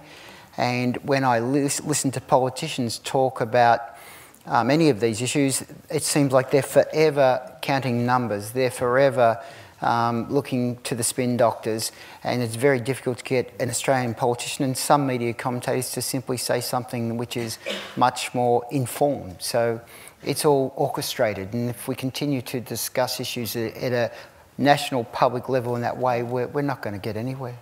Are we also coming back into your point, Louise, about either or, things being turned into either or, this, that, this, that, this, that? Yeah, and I mean in terms of how we promote what we would say is this broader way of thinking. I mean, I guess you just kind of have to run festivals of ideas and, you know, come to festivals of ideas and employ broad-thinking people and do the best you can. Yes, Julianne. Tony, look, I think that what you're saying is actually the reaction to this period of global change.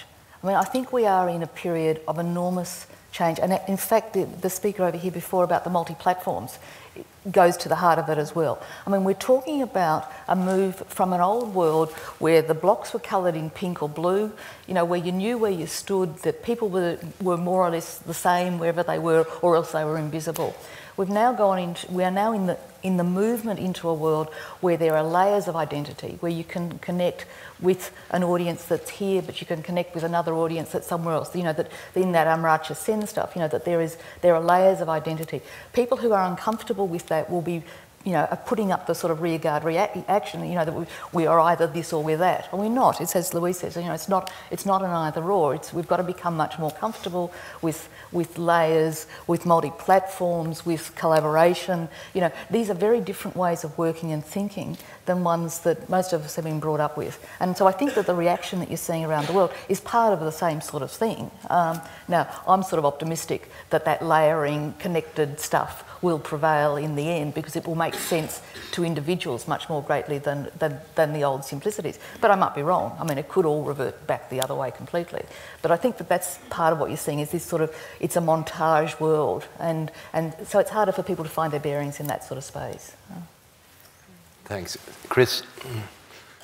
Hi. Can I ask a question of Tony Birch? Tony, you spoke very movingly and powerfully about identity as a historian and a cultural critic. Could you talk a little bit about how questions of identity come out maybe in different ways in your fiction? Okay. Well, I've disappointed many reviewers. My first book, Shadowboxing, a reviewer in The Australian, who I have to admit to an ego here. The line I remember was Hemingway-esque, which I remember my wife and Sarah, were having coffee, and I said, just look at this, Hemingway-esque. I have a tattoo now with the date, and but I did get a very bad review the next week in The Age, so that you get knocked back very quickly. But the point being, which is relative here, Chris, is that the reviewer went on to then ask what puzzled me. He said, but why is Tony Birch, the well-known Koori historian, hiding his identity behind this fiction, which to me was ludicrous. That's one point. In The Age, it said that this was a story of a poor Irish Catholic drunken family, which is partly true, of course. But there were reviews which tried to, in a sense, get to a point where I had misled the readers because it wasn't Aboriginal writing, as in the character in this book, Michael, is never identified as having any ethnicity, although we do get at one point that he may be not quite Milky Bar Kid. But the issue for me in identity is that my identity informs everything I write, but it doesn't have to become embedded in the character as what I would call sort of identifiable signposts or notions of essentialism. To give you a more, I think, specific response to it, I published a story called Cartography in my second collection of stories, Father's Day, which is a story about a man who catches a bus or on a school trip. He volunteers as a parent helper for the day. He sits next to a kid from Africa, and this kid opens up this book, a Somalian kid, and has all these maps of Melbourne, intricate maps. And it's about this kid, a refugee from another part of the world, trying to locate himself and ground himself in this city. And when you think of a kid at 8 years old coming from the other side of the world and trying to familiarise himself or herself, what would that be like?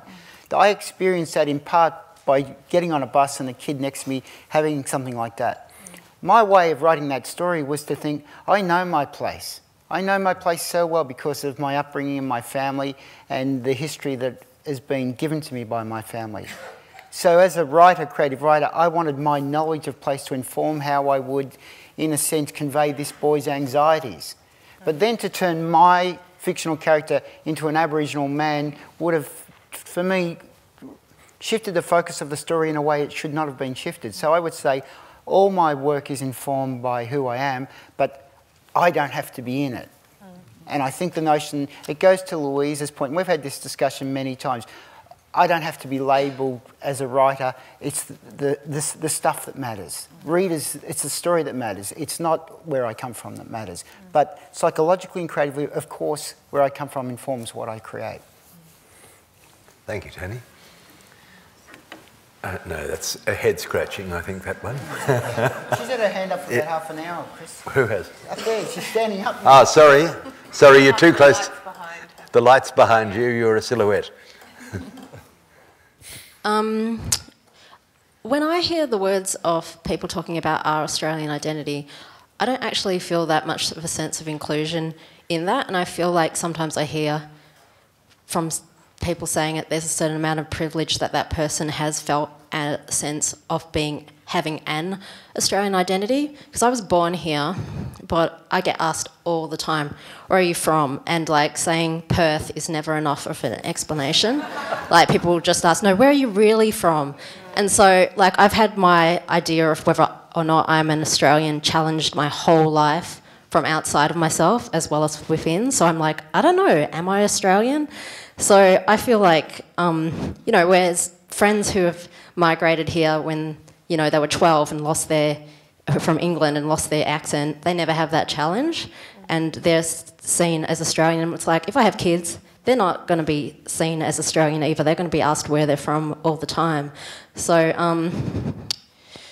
my question is, other than to Tony Birch, because it's a really different question if an Indigenous or person of colour asks me, where are you from? It's a really different question. But my question to everyone except Tony Birch is, have you asked someone where are they from? And do you consider that you've done that with a sense of asking, are you Australian? The ball's back in your court, Tony. No, I'm not allowed to answer. I don't have to answer. You're not allowed to answer. No. Oh, okay. Yeah, I don't know. I'm one of those people like your friend. I emigrated when I was 13 from the UK. And where are you from? From England. And I guess the sense of national identity is always an interesting one. Whether specifically the question of have I ever asked somebody where they're from, and yeah, I'm sure that I have. In fact, the example that you gave specifically of yours was Tom Keneally spoke about that last night, about the horror of people being asked where they're really from. I mean, it's it's unspeakable, really. It's amazing that it goes on. But yeah, have I ever done it? I don't know.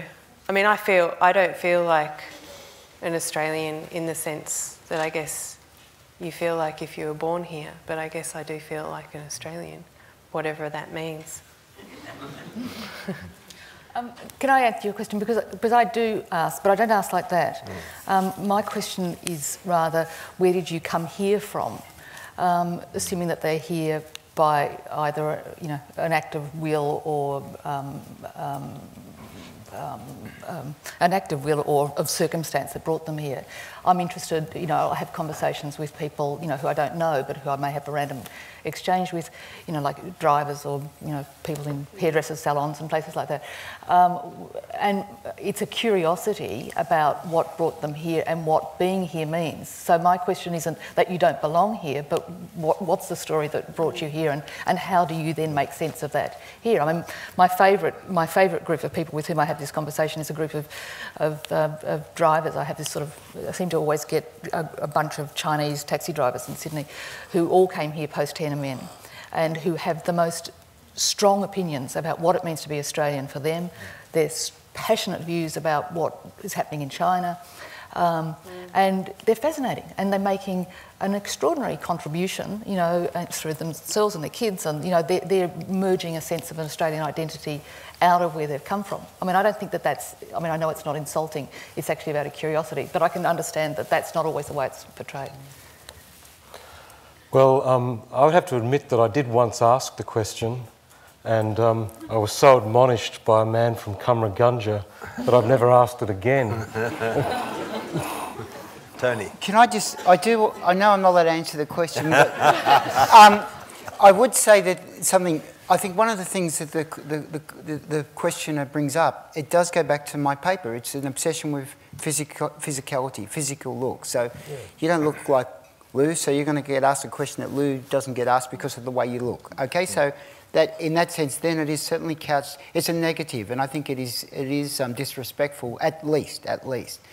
But what I would say, and it's a bit like what's been said, is that a friend of mine, Mahmoud Adani, who's from Iran, I've met a lot of Iranian people through him, refugees, and what is clear to me is that when we've done events together, or when they've come to talks that I've given and they've read stuff I've done, they want, because they give you recognition, they also want to tell you the story of where they come from. But it's a different relationship. It's a relationship where they want to pay respect to people, and then they want you to respect their story. So my sense would be, if we were to catch in the way respect for narrative or story or where we all come from, there is a way around that discussion. But I think the first point, the obvious point, is to fixate on people because of the way they look, and however long they've been in the country or being born in this country, then people can never get over that physicality. And that's the same issue about identifying Aboriginal people around physicality. It gives no regard to culture, it gives no regard to people's life story. Of course, the question can be based on how you sound. Some years ago, we were in New York and got an Irish bus driver. Had to ask him a couple of questions, after which he said, "Oh, you're from New Zealand, are you?" And I said, "No, we're from Australia." He said, "I know perfectly well, but it's always safer to ask first whether you're from New Zealand." Morris. Pardon? Yeah, my question, I threw the question back. Oh, sorry, thanks. Yeah, you asked me to respond, so I'm responding. Sorry, but, go on. Yeah, I hear that you're asking it more out of a curiosity, but it's still really such an othering question, and if you asked me that, I would still take offence to being asked that, because it is that thing of being my physicality always being this thing that I'm being asked about. So, it's I would just, my personal recommendation would be not to ask that question unless the other person brings it up, because it is you get asked it all the time towards the point where it's just like, I know you're just curious, I know you're asking it for your fascination, but I can't answer, I don't want to answer that question, get to know me first, and I don't know, I find it quite an offensive question. I take your point about not asking, not doing it in a random stranger, situation. I mean, I wouldn't do it in that way. But it goes to the point that I think Tony's making as well, which is that we need to create spaces, whether they're interpersonal or in random exchanges, not intruding into people's lives, but creating spaces which make it possible to tell those stories. And that, obviously, there will be people who do it without sensitivity and without sort of consciousness of what's going on. But I do think that making the space to hear the stories is part of that sort of conversation that happens in a civilised society without being intrusive, about, people don't want to talk about it. It's not, Okay, there's one here and then one there.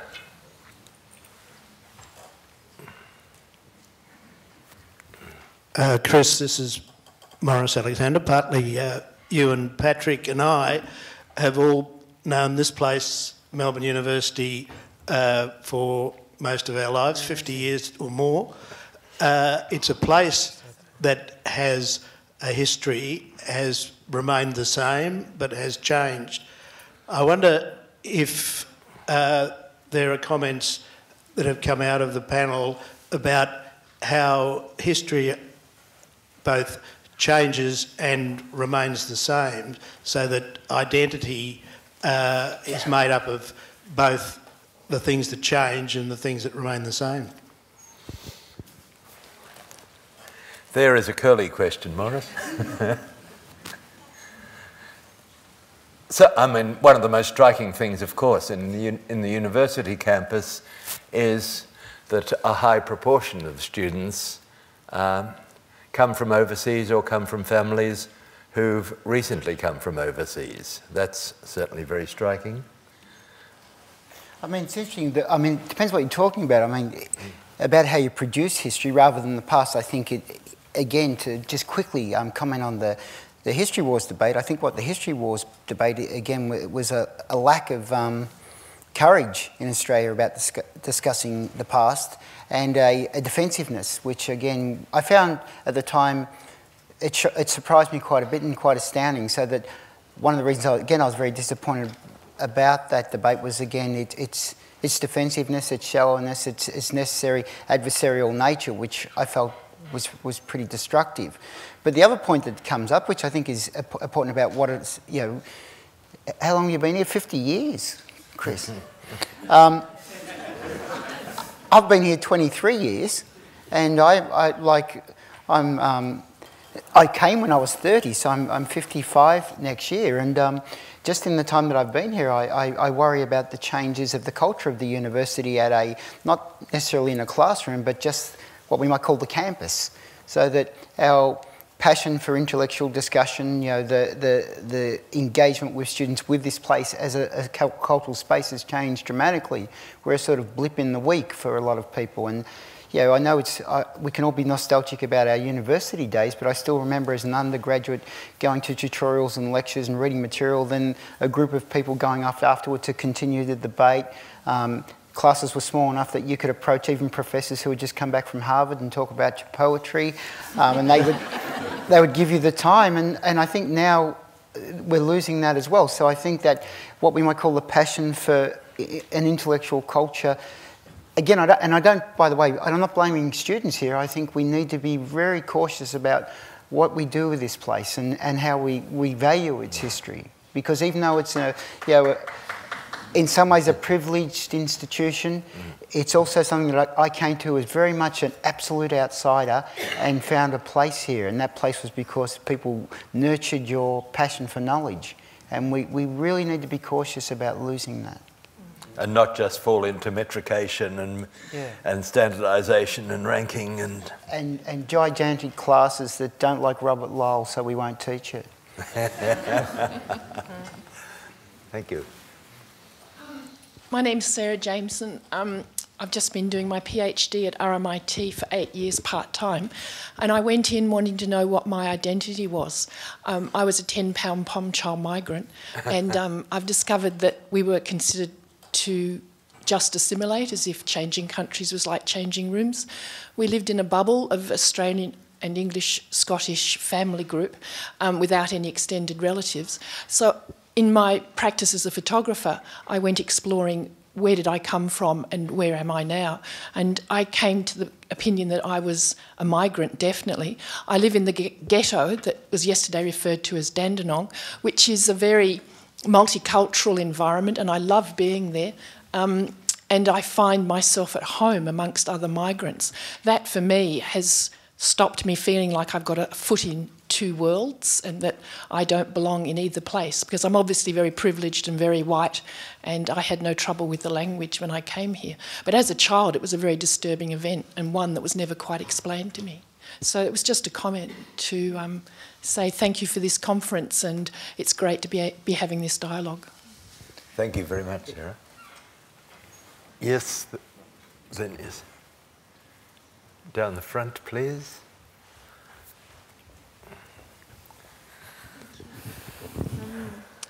I feel like central to identity is belonging, and I really feel strongly a responsibility to kind of heal the past and the Indigenous past. And I feel like a lot of the problems that we face today, including climate change, and even like I'm pregnant now, the way that birth is approached in hospitals, and so many of these things stem from a kind of disconnection from land, from even our bodies, and from our feelings, really. And I don't know quite how to... I've been working with this for many years with some, particularly with Gary Foley, who's become a close friend and mentor over many years. And like, you know, Tony was talking about Corin Dirk, and that's a good friend of mine, Giordano, that was kind of part of that, which was about bringing that story to light. But I just really feel like my own sense of belonging to Australia, though I love the land deeply, is like wounded kind of. And I feel like we're all kind of immigrants other than Indigenous folk. So I feel like there is this like missing, this profound kind of gap here. I feel like that is where we have to start. And like in creative, and I don't know how, but I'm really like, to me this is like a central driving question. I feel like every other way of looking at identity has to come like after that, because we're in Australia and the heart of the country is Aboriginal. So I don't know, I suppose it's a comment, but it's like I really would love any kind of ideas about how we can creatively bring about that kind of genuine reconciliation or healing. How long have we got? I probably have a view that's not shared, and it might seem like an odd way to respond, but I actually think strangely, I think you've got to give value to, and I mean everyone, you've actually got to give value to your own story first, not to disown it, not to feel shamed about it, not to feel, well, I have no place here because, you know, what you talked about. Now, I agree with those notions, but I actually think that, you know, when I go to talk to schools groups, the first thing I say is, I want to hear your story, I value your story, and I give respect to it, and that way to hope that it's reciprocated. In the many years that I've taught young students, the thing that would alarm me the most if students felt a sort of sense of shame or a disconnection with their own story. I do think that, you know, it's not the way to approach an understanding of a place that you feel disconnected from. It's, you know, how we all got here, our family histories, our personal stories, to actually to value them and own them, and then engage with people and to discuss and exchange those stories. So, yeah, one of the things I was going to say earlier is that when I did talk about the history wars debate, and this is central to identity, it's central to teaching, what alarmed me most during the late 1990s into the early 2000s is that when I taught students Aboriginal history and they found through doing, and I said today in my paper, go to the government archive. I didn't say go to an Aboriginal person, I said go to the government archives, the repository of empirical history, and you'll find these stories.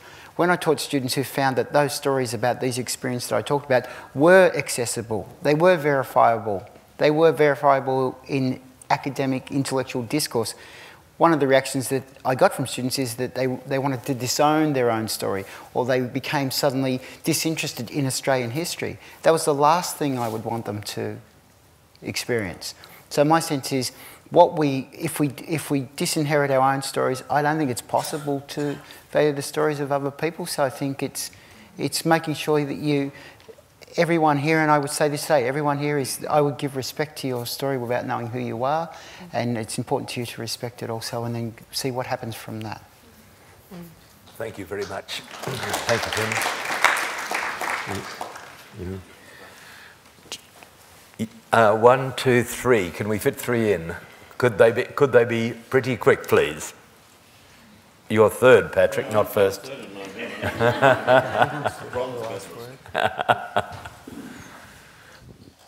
Oh, no, you're fourth.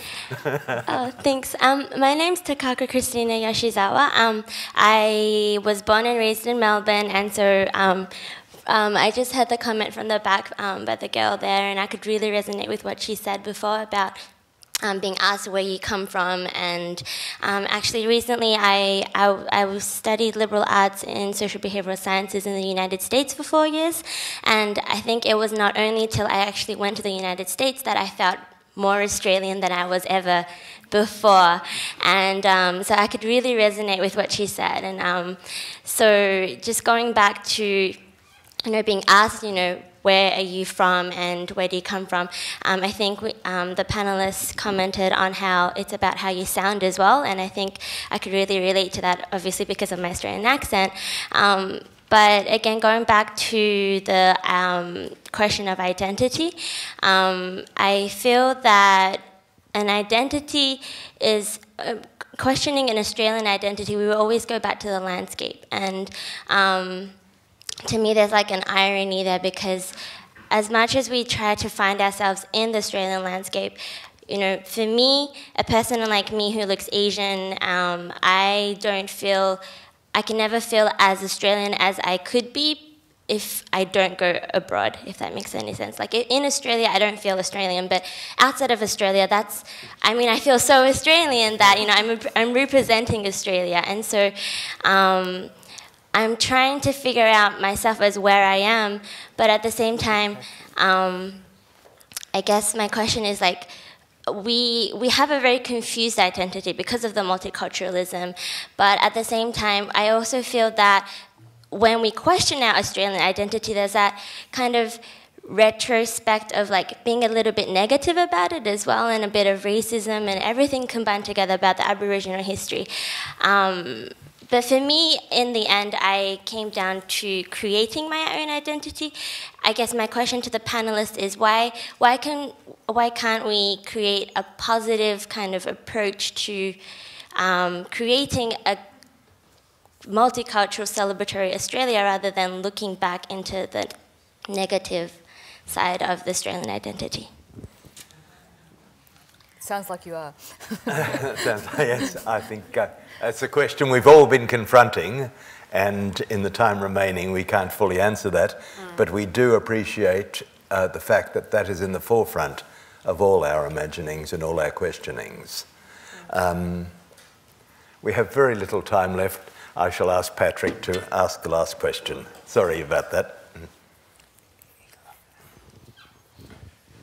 I actually kind of wanted to shift the ground a bit, because one of the most extraordinary phenomena about Australians is that they feel terribly much at home abroad. I mean, whether it's travelling in Asia or in Europe or in America, they are not tourists, they are travellers. Americans are always tourists. They're always kind of longing to be back in America and having taken the necessary photographs and videos. Whereas Australians are travellers who really want to encounter something quite different. And in many ways, it seems to me an increasing part of Australian life is that kind of international experience. And that many Australians, I think, have a sense, like Henry James's heroines and heroes, of really discovering their identity overseas, abroad. And I wondered if the panel would like to comment on that. Well, I'm always a tourist, Patrick. As soon as I get on the plane and it flies, I want to go back and land again. I actually have travelled overseas quite a bit, and what I find is I actually do get very homesick very quickly. The other thing that I've thought was the first time I went to London, I think 1996, I had this idea I was going to write these incredible poems about London. And when I go overseas, I never write a word. and I feel dislocated. So my answer, I'm sure other people feel differently, is that although sometimes I might be loath to admit it, the only thing that I do overseas that I enjoy is to try and replicate what I do here, and that's find a good coffee, find a good newspaper and go for a run. And I once gave a lecture in this very building entitled "It's Hard to Write in a Foreign City." I think that one of the things that Australians do well is they see, it's like that thing about being outside the fishbowl. You know, you see the rest of the world outside the fishbowl, so you can see the whole bowl, not just the other fish. And I think that one of the things that Australians have when they travel abroad, which is the point that the young lady at the back there was making about when she felt more Australian when she was away, is that actually you see the fishbowl of Australia much better from abroad, especially if you immerse yourself in wherever it is that you've gone. And that's actually really instructive and very helpful. So. I certainly agree with that the great value of travelling, probably because we do enjoy it and we are inveterate travellers, is what it offers us in looking back. That's what I find. But I also think that in my own life there's been a transformation where I travelled a lot and always felt disappointed when I returned to the sort of dissipation of the sort of languid gum trees on the Tullamarine Drive, but increasingly, I must admit, I feel much more enriched by the experience of returning, and I think, I'm not exactly sure what that means. Maybe it's just about old age and comfort, but I think that a city like Melbourne is starting to develop a type of presence that in some ways is different to how we may have perceived it 10 or 15 years ago, and that is a change in, I think, how Australians view, or at least I view travelling. I agree. I mean, I've never felt so Australian as when I go back to England and to London, which I thought was so big, and it just seems so small, and it's just harder to take a big, deep breath. And then I get back here again and I can breathe again. Yeah. Thank you, Louise. Well, it is actually time to take a big, deep breath, and I would like to thank Julianne and Shane and Tony and Louise for their presentation.